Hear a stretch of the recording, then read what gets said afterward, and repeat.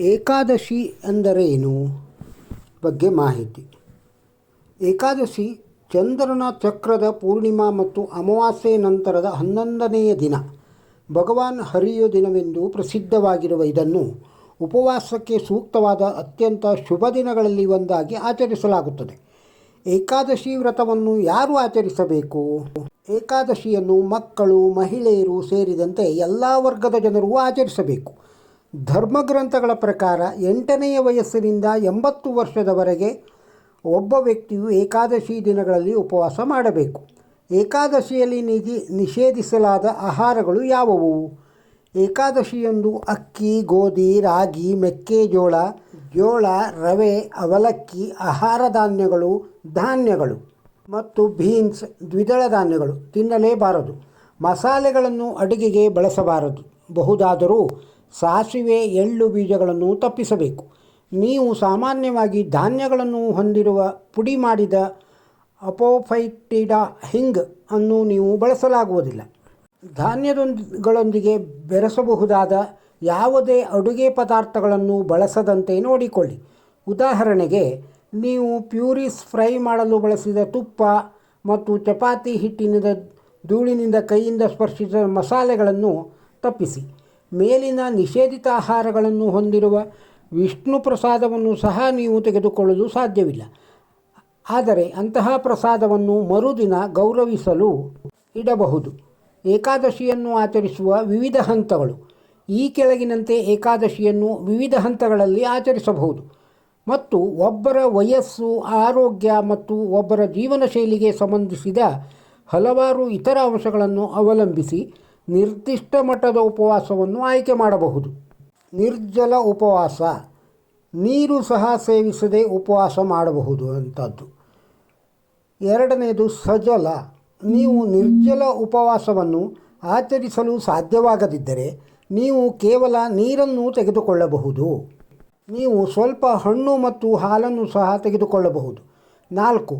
ಮುಂದಿನ ಆಯ್ಕೆಯು ನೀವು ಧಾನ್ಯೇತರ ಆಹಾರಗಳಾದ ತರಕಾರಿಗಳು ಅಂದರೆ ಈರುಳ್ಳಿ, ಬೆಳ್ಳುಳ್ಳಿ ಹೊರತುಪಡಿಸಿ ಬೇರುಗಳು, ಬೀಜಗಳು ಇತ್ಯಾದಿಗಳನ್ನು, ಕಡಲೆ ಬೀಜ ಅಂದರೆ ನೆಲಕಡಲೆ, ಗೆಣಸು, ಮರಗೆಣಸು, ಸಬ್ಬಕ್ಕಿ, ಸಾಬೂದಾನು, ಆಲೂಗಡ್ಡೆ ಮತ್ತು ಇತರ ತರಕಾರಿಗಳನ್ನು ಬೇಯಿಸಿ ಉಪವಾಸದ ಸಮಯದಲ್ಲಿ ಒಮ್ಮೆ ಮಾತ್ರ ತೆಗೆದುಕೊಳ್ಳಬಹುದು. ಬೀನ್ಸ್, ಅವರೆಕಾಳು, ಅಲಸಂದೆ ಮುಂತಾದವನ್ನು ತಿನ್ನಬಾರದು. ಕೊನೆಯ ಆಯ್ಕೆಯು ಮೇಲಿನ ವಸ್ತುಗಳನ್ನು ನಿಯಮಿತ ದಿನದಂತೆ 3 ಬಾರಿ ತೆಗೆದುಕೊಳ್ಳುವುದು. ಏಕಾದಶಿ ವ್ರತವನ್ನು ನಾವು ಹೇಗೆ ಆಚರಿಸುತ್ತೇವೆ? ನಾವು ಏಕಾದಶಿ ಸೂರ್ಯೋದಯದಿಂದ ದ್ವಾದಶಿ ಸೂರ್ಯೋದಯದವರೆಗೆ ಏಕಾದಶಿ ವ್ರತವನ್ನು ಆಚರಿಸುತ್ತೇವೆ. ಏಕಾದಶಿ ಸಮಯದಲ್ಲಿ ನಿಮ್ಮ ಸಮಯವನ್ನು ಆಧ್ಯಾತ್ಮಿಕ ಚಟುವಟಿಕೆಗಳಲ್ಲಿ ತೊಡಗಿಸಿಕೊಳ್ಳಲು ಪ್ರಯತ್ನಿಸಿ. ಹರೇ ಕೃಷ್ಣ ಮಹಾಮಂತ್ರವನ್ನು ಸಾಧ್ಯವಾದಷ್ಟು ಬಾರಿ ಜಪಿಸುವುದು. ಭಗವದ್ಗೀತೆ ಮತ್ತು ಶ್ರೀಮದ್ ಭಾಗವತಂತಹ ಗ್ರಂಥಗಳನ್ನು ಓದುವುದು. ಕೃಷ್ಣನ ಅಥವಾ ವಿಷ್ಣು ಸಂಬಂಧಿಸಿದ ದೇವಸ್ಥಾನಕ್ಕೆ ಭೇಟಿ ನೀಡುವುದು. ಏಕಾದಶಿಯ ಉದ್ದೇಶ ಮತ್ತು ಪ್ರಯೋಜನಗಳು. ಏಕಾದಶಿಯಂತಹ ದಿನಗಳಲ್ಲಿ ಉಪವಾಸ ಮಾಡುವುದು ದೇಹದೊಳಗಿನ ಕೊಬ್ಬನ್ನು ಕಡಿಮೆ ಮಾಡಲು ಉದ್ದೇಶಿಸಿರುತ್ತದೆ.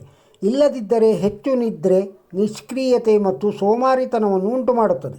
ಏಕಾದಶಿಯಂದು ಹೆಚ್ಚಿನ ಸಮಯವನ್ನು ಆಧ್ಯಾತ್ಮಿಕ ಚಟುವಟಿಕೆಗಳಿಗೆ ಬಳಸಿಕೊಳ್ಳಬಹುದು. ಈ ರೀತಿಯಾಗಿ ಒಬ್ಬರು ಬಾಹ್ಯ ಮತ್ತು ಆಂತರಿಕ ಶುದ್ಧತೆಯನ್ನು ಸಾಧಿಸಬಹುದು.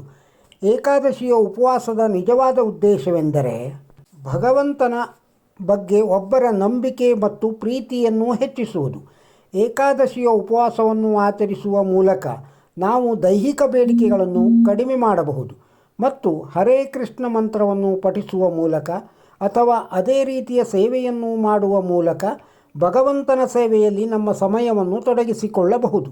ಏಕಾದಶಿ ವ್ರತವನ್ನು ಪಾಲಿಸುವುದು ಸರ್ವೋತ್ತಮ. ಭಗವಂತನನ್ನು ಸಂತೋಷಪಡಿಸುತ್ತದೆ ಮತ್ತು ಅದನ್ನು ನಿಯಮಿತವಾಗಿ ಆಚರಿಸುವುದರಿಂದ ಕೃಷ್ಣ ಪ್ರಜ್ಞೆಯಲ್ಲಿ ಪ್ರಗತಿ ಸಾಧಿಸುತ್ತದೆ. ಏಕಾದಶಿ ದಿನದಂದು ಉಪವಾಸವನ್ನು ಆಚರಿಸುವವನು ಪಾಪ ಕಾರ್ಯಗಳು ಮತ್ತು ಎಲ್ಲ ರೀತಿಯ ಪ್ರತಿಕ್ರಿಯೆಗಳಿಂದ ಮುಕ್ತನಾಗುತ್ತಾನೆ ಮತ್ತು ಆಧ್ಯಾತ್ಮಿಕ ಪ್ರಗತಿಯಾಗುತ್ತದೆ ಎಂದು ಬ್ರಹ್ಮವೈವರ್ತ ಪುರಾಣದಲ್ಲಿ ಹೇಳಲಾಗಿದೆ. ಪದ್ಮಪುರಾಣವು ಒಬ್ಬನು ಏಕಾದಶಿಯನ್ನು ಅನುಸರಿಸಲೇಬೇಕು ಎಂದು ಹೇಳುತ್ತದೆ. ಏಕೆಂದರೆ ಒಬ್ಬರು ಗೊತ್ತಿಲ್ಲದೆ ಏಕಾದಶಿಯನ್ನು ಅನುಸರಿಸುತ್ತಿದ್ದರೂ ಅವನ ಎಲ್ಲ ಪಾಪಗಳು ಪರಿಪೂರ್ಣವಾಗುತ್ತವೆ ಮತ್ತು ಅವನು ವೈಕುಂಠದ ವಾಸಸ್ಥಾನವಾದ ಸರ್ವೋಚ್ಚ ಗುರಿಯನ್ನು ಬಹಳ ಸುಲಭವಾಗಿ ಸಾಧಿಸುತ್ತಾನೆ ಎಂದು ಹೇಳಿದೆ. ಏಕಾದಶಿ ವ್ರತವನ್ನು ಮುರಿಯುವುದು ಮರುದಿನ ದ್ವಾದಶಿಯಂದು ಸೂರ್ಯೋದಯದ ನಂತರ ಏಕಾದಶಿ ವ್ರತವನ್ನು ಉಪವಾಸವನ್ನು ಮುರಿಯಬೇಕು. ಅನ್ನ ಹಾಗೂ ದವಸ ಧಾನ್ಯಗಳನ್ನು ತೆಗೆದುಕೊಳ್ಳುವ ಮೂಲಕ ಅದನ್ನು ಮುರಿಯಬೇಕು. ಉಪವಾಸಕ್ಕೆ ವೈಜ್ಞಾನಿಕ ಕಾರಣ ಬಹಳಷ್ಟು ಇವೆ. ಮಾನವ ದೇಹದ ಮೇಲೆ ಉಪವಾಸದ ಜೈವಿಕ ಪರಿಣಾಮಗಳನ್ನು ಸಂಶೋಧಕರು ಕಂಡುಹಿಡಿದಿದ್ದಾರೆ. ಬಹಳಷ್ಟು ಜನರಿಗೆ ಇದರ ಬಗ್ಗೆ ತಿಳಿದಿಲ್ಲ. ಏಕಾದಶಿ ದಿನದಂದು ಉಪವಾಸ ಮಾಡುವುದು ಯಾವುದೇ ಪವಿತ್ರ ಯಾತ್ರಾ ಸ್ಥಳಕ್ಕೆ ಭೇಟಿ ನೀಡುವುದಕ್ಕೆ ಸಮ. ಈ ಉಪವಾಸದ ಮಾಡುವುದು ಪ್ರಸಿದ್ಧ ಅಶ್ವಮೇಧ ಯಜ್ಞಕ್ಕೆ ಸಮವೆಂದು ಪರಿಗಣಿಸಲಾಗಿದೆ. ಮಾನಸಿಕ ಶಾಂತಿ ಮತ್ತು ಸ್ಥಿರತೆಯನ್ನು ಬಯಸುವವರಿಗೆ ತಿಂಗಳಲ್ಲಿ 2 ಏಕಾದಶಿ ಆಚರಿಸುವುದು ಅವಶ್ಯಕವಾಗಿದೆ. ನಿಮ್ಮ ಎಲ್ಲ ಪಾಪಗಳನ್ನು ತೊಡೆದುಹಾಕಲು ಮತ್ತು ನಿಮ್ಮ ದೇಹ, ಮನಸ್ಸು ಮತ್ತು ಆತ್ಮವನ್ನು ಶುದ್ಧೀಕರಿಸಲು ನೀವು ಬಯಸಿದರೆ ಈ ಏಕಾದಶಿ ಉಪವಾಸ ನೀವು ಮಾಡಬೇಕು. ಏಕಾದಶಿ ಉಪವಾಸವು ನಿಮ್ಮ ಆತ್ಮವನ್ನು ಶುದ್ಧೀಕರಿಸುವುದಲ್ಲದೆ ನಿಮ್ಮ ದೇಹವನ್ನು ನಿರ್ವಿಷಗೊಳಿಸುತ್ತದೆ ಮತ್ತು ದೇಹದ ಚಯಾಪಚಯವನ್ನು ಉತ್ತಮಗೊಳಿಸುತ್ತದೆ. ವಿಷ್ಣುವಿನ ಆರಾಧಕರಿಗೆ ಏಕಾದಶಿ ಉಪವಾಸದ ಬಗ್ಗೆ ತಿಳಿದಿದೆ. ಅಂತಿಮ ಮೋಕ್ಷ, ಸಮೃದ್ಧಿ ಮತ್ತು ಆಧ್ಯಾತ್ಮಿಕ ಉನ್ನತಿ ಏಕಾದಶಿಯ ಪ್ರಯೋಜನಗಳಾಗಿವೆ. ಈ ವಿಡಿಯೋದಲ್ಲಿರುವ ಏಕಾದಶಿ ಮಹತ್ವವನ್ನು ತಿಳಿದಿದ್ದೀರಿ. ಇದು ನಿಮಗೆ ಇಷ್ಟವಾಗಿದ್ದರೆ ಒಂದು ಲೈಕ್ ಕೊಡಿ. ಇದನ್ನು ಇತರರಿಗೂ ಶೇರ್ ಮಾಡಿ. ನಮ್ಮ ಚಾನಲ್ಗೆ ಇನ್ನೂ ಸಬ್ಸ್ಕ್ರೈಬ್ ಆಗದೇ ಇದ್ದರೆ ಸಬ್ಸ್ಕ್ರೈಬ್ ಆಗಿ. ಮತ್ತೆಲ್ಲ ವಿಡಿಯೋಗಳನ್ನು ನೋಡಿ. ನಮಸ್ಕಾರ.